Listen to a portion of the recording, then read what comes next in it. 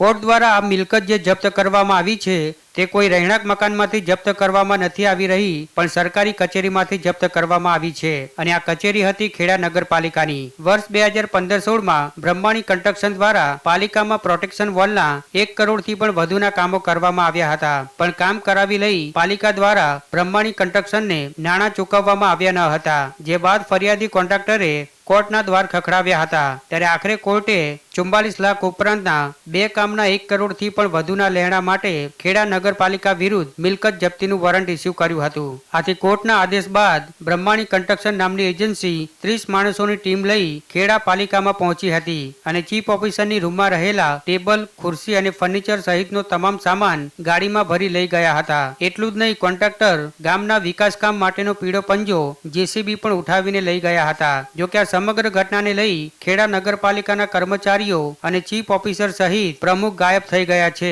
એજન્સીએ ખેડા નગરપાલિકાના પ્રમુખ અને ચીફ ઓફિસરને ટેબલ અને ખુરશી વિહોણા કરી નાખ્યા છતાં પાલિકાનો કોઈ કર્મચારી કંઈ પણ બોલવા તૈયાર નથી. ત્યારે નગરપાલિકામાં ચાલતા લોલમલોલ વહીવટમાં 1 કરોડ રૂપિયા ક્યાં ખર્ચાયા તે એક મોટો સવાલ બની ગયો છે.